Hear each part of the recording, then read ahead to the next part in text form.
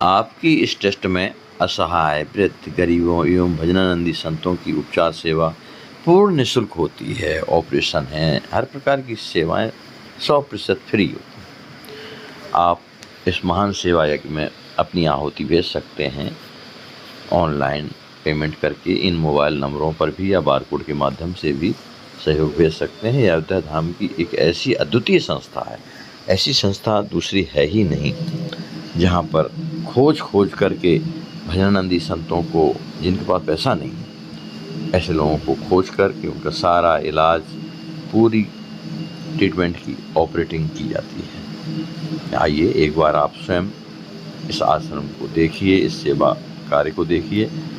और अगर नहीं आ पा रहे हैं तो आप YouTube पर भी राम कुमार दास कोठारी एवं अस्वस्थ सेवा ट्रस्ट एवं वेबसाइट aswasthseva.org पर भी इसकी पूरी जानकारी प्राप्त कर सकते हैं।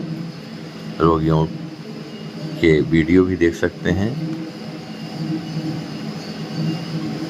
अयोध्या धाम में आप एक बार अवश्य आइए। 35 वर्षों से ये सेवा चल रही है। इसमें आप जैसे महापुरुष की अत्यंत आवश्यकता है। इसमें आप तन से, मन से, बुद्धि से, धन से, जिस प्रकार से भगवान ने आपको इस लायक बनाया है, आप सेवा कर सकते हैं।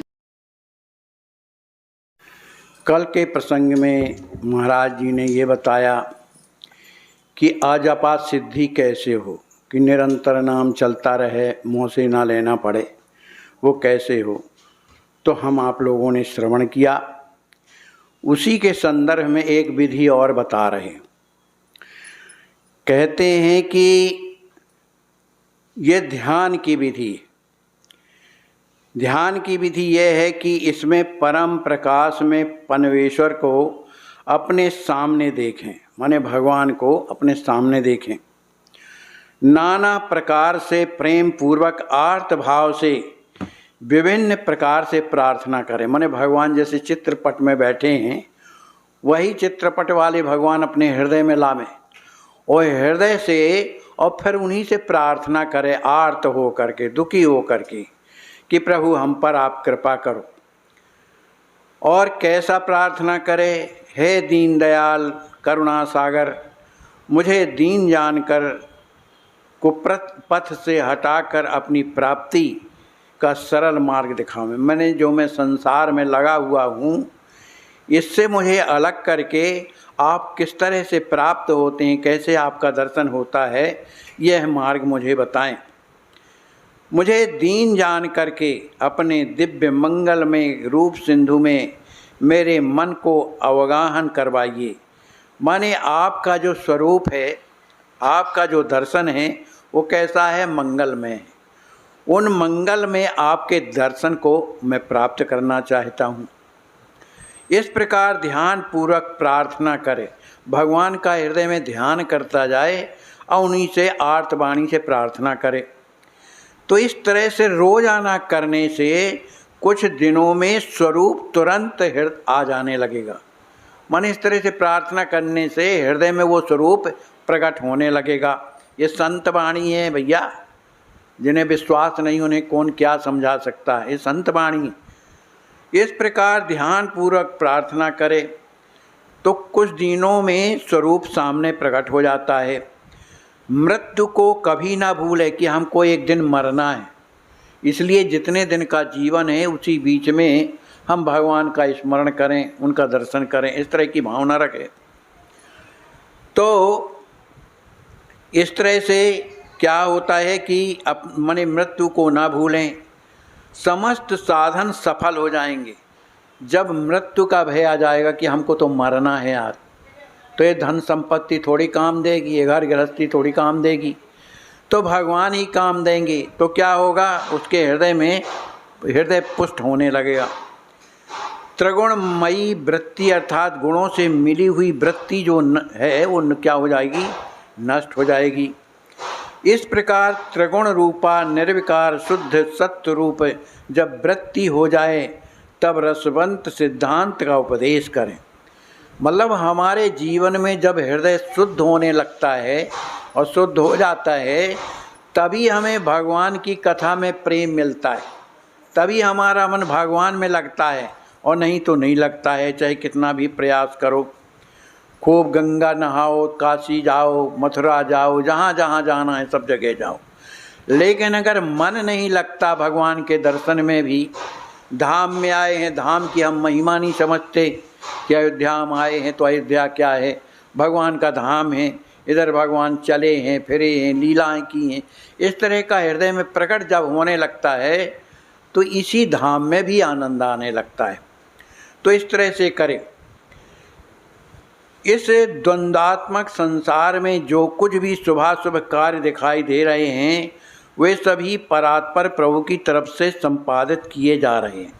मतलब संसार में जो कुछ भी दिखाई देता है ये क्या है, भगवान की ही लीला है, उन्होंने ही हम आप लोगों के लिए प्रकट किया है। तो जो सभी परात्पर प्रभु की तरफ से संपादित किए जा रहे हैं, इसके अतिरिक्त और कोई कर्ता या कारण नहीं है। इस सृष्टि को बनाने में किसी ने सहयोग नहीं दिया, स्वयं भगवान के संकल्प से प्रकट हुई है।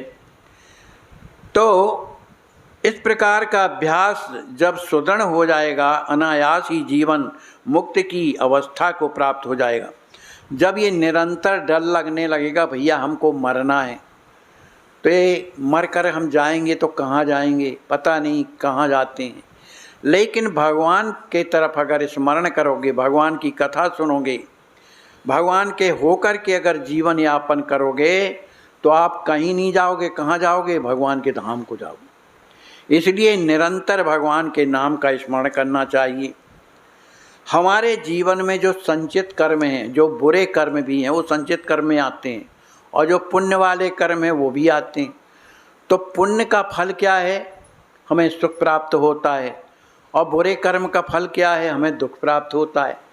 तो सुख और दुख प्राप्त होने से हमारे जीवन का कल्याण नहीं होता।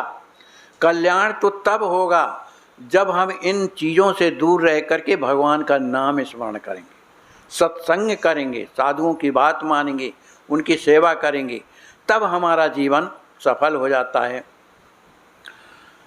इस बात में श्री युगलानंद शरण जी महाराज कहते हैं कि साधन का फल, ये जो हम साधन कर रहे हैं इसका फल क्या है बता रहे हैं।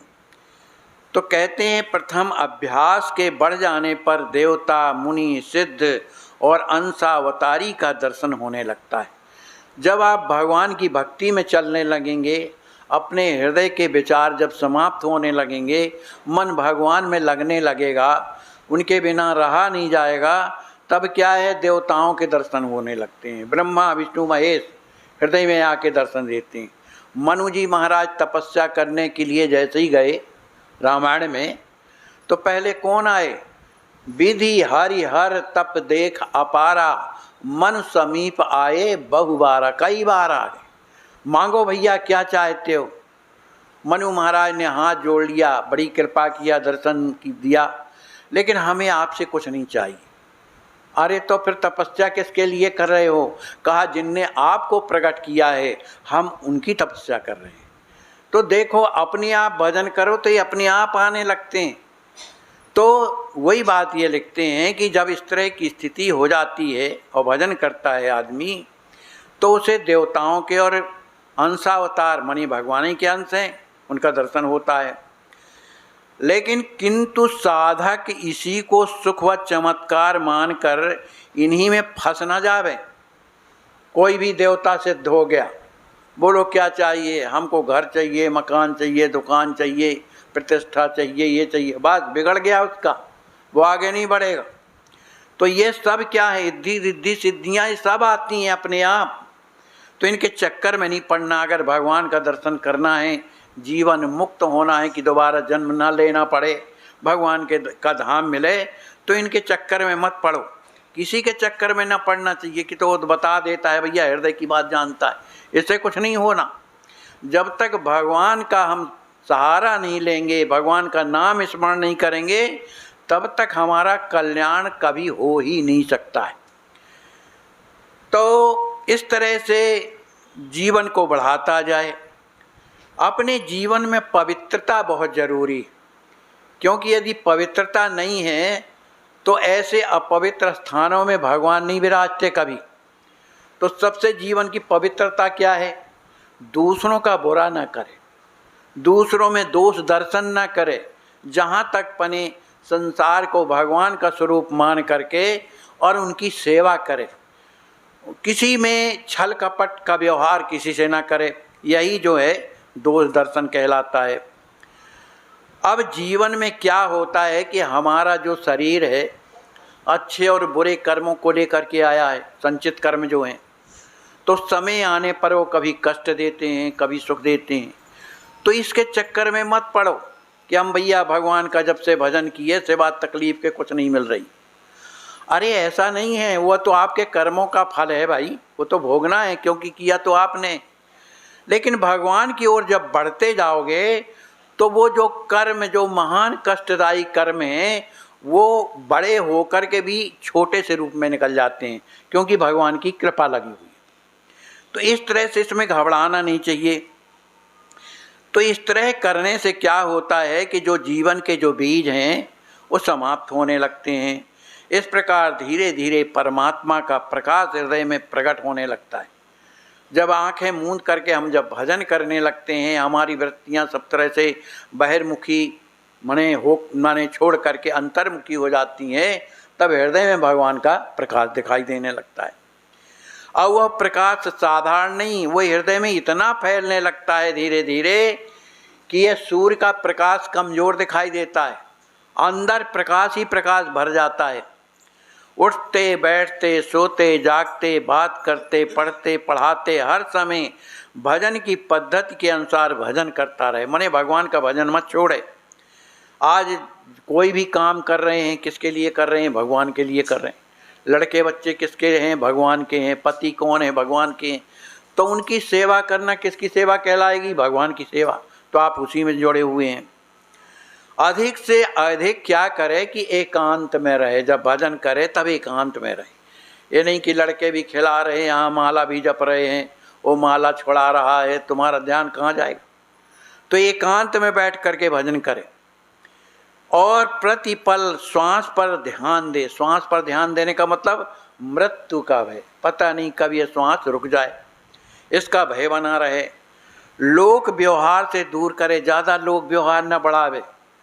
क्यों मैं उसके घर गया तो वो मेरे यहाँ आवे, फिर वो आए तो मैं आऊँ, इससे कुछ नहीं होगा। आप ही का जीवन नष्ट होएगा, क्योंकि संसार में फंसता है। भगवत प्राप्ति मार्ग पर दृढ़ता के साथ साधन को बढ़ाता जावे। माने उसका लक्ष्य ये रहे कि हमें भगवान की प्राप्ति करना है, ये मुख्य लक्ष्य। तो इस साधन को बढ़ाता जाए, जो साधु संत बताते हैं। बीती हुई पिछली जिंदगी की तरफ ध्यान न दे। अरे भैया हमको तो बड़ा कष्ट हुआ भाई, उसने हमको ऐसी बातें कहीं कि हृदय हमारा जल गया। वो सामने से निकलता है तो जलता रहता है। इन बातों में विचार मत करो, फिर तो वही बैठा है जिसे तुम्हारी बुराई। उस हृदय में भगवान को बैठाना है, दुनिया को अलग करना है। तो इस तरह से ध्यान न दे। अपने भजन की पद्धति को अनाधिकारियों से इस प्रकार छिपावे। माने जो हम भजन करते हैं उसको छिपाना चाहिए, प्रकाशित नहीं करना चाहिए कि लोग हम को समझें कि हम बड़े भक्त हैं, है ना, भगवान का जाने की बड़े भक्त हैं ये। और जब देखो तीर्थ जाते रहते हैं, कुछ ना कुछ करते रहते हैं। इस तरह की जो है प्रसिद्धि हमारा जीवन बर्बाद करती है, भजन कम हो जाता है। जैसे जैसे संसार वाले अपने अवगुणों को छिपाते हैं, जब से कोई हमसे अपराध बन जाता है या पाप बन जाता है, हम कहाँ दूसरों से कुछ कहते हैं, छिपाते रहते हैं। इस प्रकार शांति व संतोष रहता हुआ किसी को भी श्राप या आशीर्वाद ना दे। ना श्राप दे और ना आशीर्वाद दे। आशीर्वाद देने से जो कुछ भी तुम्हारा है ना वो भी चला जाता है। हम अयोध्या आए हैं, परिक्रमा कर रहे हैं, कितने परिश्रम से आए और परिक्रमा कर रहे हैं। और बीच में कितने खिलाने पिलाने वाले लगे रहते हैं, चाय पी के जाओ, भोजन करके, वो जितना तुम कर रहे हो सब चला गया वहाँ। इसलिए बिल्कुल नहीं, अपने लक्ष्य पर। तो इस तरह से अपने जीवन को बचाना चाहिए। कहते हैं किसी भगवत प्रिय संत का सिद्धांत है कि 8 प्रकार की इस विधि को करें। पहली विधि है पूरा कुंभक रेचक, जो ये प्राणायाम की विधि है, इस तरह से करे, प्राणायाम करे। धीरे धीरे कुंभक माने वो अपनी जो अंदर ले जाता है श्वास, उसको कुंभक माने रोक के रखे, कुछ देर तक रखना चाहिए। पूरक कुंभक व रेचक में श्री राम नाम महाराज या एकाक्षर बीज मंत्र या धैर्य के साथ जाप करता रहे, माने भगवान का नाम लेता रहे, सीधी बात। दूसरे दृष्टि पैर पर जमावे और विरहिणी मुद्रा कहते हैं। पैर में दृष्टि जमाना, अब ये तो योग की सिद्धियाँ हैं। कुल मिलाकर के बता रहे हैं कि अपने मन को संसार से हटा करके और भगवान में लगाओ। दुनिया का व्यवहार कम करो, केवल उन्हीं का संग करो जो भगवान के भक्त हैं। उनसे अपने जीवन की पद्धति पूछो कि हमारे जीवन में आगे विकास क्यों नहीं होता। इस तरह की स्थिति लाने के लिए संतों का संग करना चाहिए। इस तरह जो प्रयास करने लगते हैं तो फिर भगवान को भी लगने लगता है कि ये हमारे पास आने वाला है, प्रयास कर रहा है, तो भगवान कृपा कर देते हैं। बोलिए श्री सीताराम नाम महाराज की जय।